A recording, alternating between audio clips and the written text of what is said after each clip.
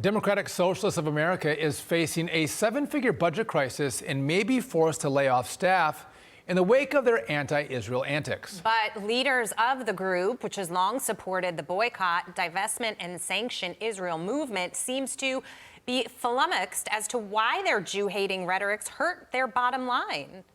Asking in a column, quote, how did this decline in revenue, membership, and overall excitement happen in the first place? This should actually be a really favorable time for DSA. Join us now, PragerU personality Xavier DeRusso. Xavier, good to see you. Thanks for joining us. Just give me your take. By the way, I'm surprised that they have even seven figures to lose at the Democrat Socialists of America, but they do. Give us your take.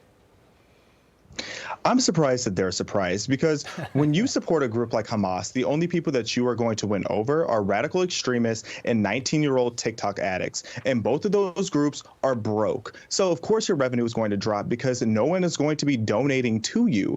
And, you know, it brings me a lot of comfort to know that many of these socialists are soon going to be without a job because right now they are supporting the downfall of our greatest and most essential ally being Israel. And anyone who has a basic understanding of foreign policy knows just how crucial it is for Israel to stand strong and for America to stand in solidarity with Israel.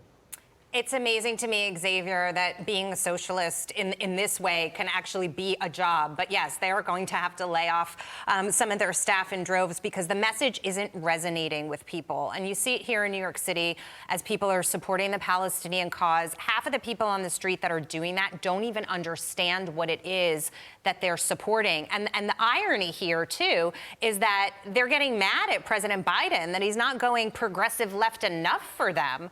At the end of the day, how does this country eradicate this altogether? You know, we need more people to be educated and not educated through TikTok. That's why I'm so proud to work at PragerU, where we are putting the truth out there. And I really hope that the Jewish community learns something from this, because the Jewish community, similar to the Black community, have a tendency to support these organizations and movements that are very progressive, that ultimately do not have our best interests in mind. And in this case, you have the Democratic Socialists of America, who are really supporting the extermination of Jewish people in Israel and soon to be worldwide, if that were the case. Yeah. So we need people to understand what it is that they're actually supporting before they start marching and posting online about it. I'm glad he brought that up because it reminds me of Black Lives Matter. Half of the people that were on the streets didn't really understand what they were doing or what the organization stood for or what the leaders stood for. Their messaging, they took it literally. But I have to imagine these are two very similar pages, whether it's anti-Israel or Black Lives Matter.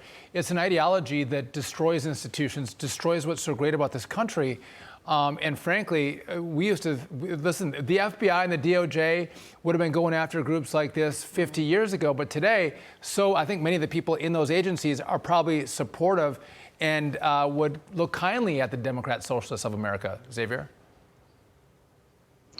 Yeah, unfortunately, a lot of people still fall for this Marxist ideology. BLM would love to do what Hamas is doing over in Israel, but we don't tolerate that here. And as an ally of Israel, we shouldn't tolerate it over in Israel either. We need to put an end to this propaganda that is sweeping over our nation because too many people are way too gullible and susceptible to the lies that are being told.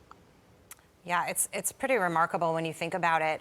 You know, Jewish people in this country are standing back and they're watching what's happening abroad right now.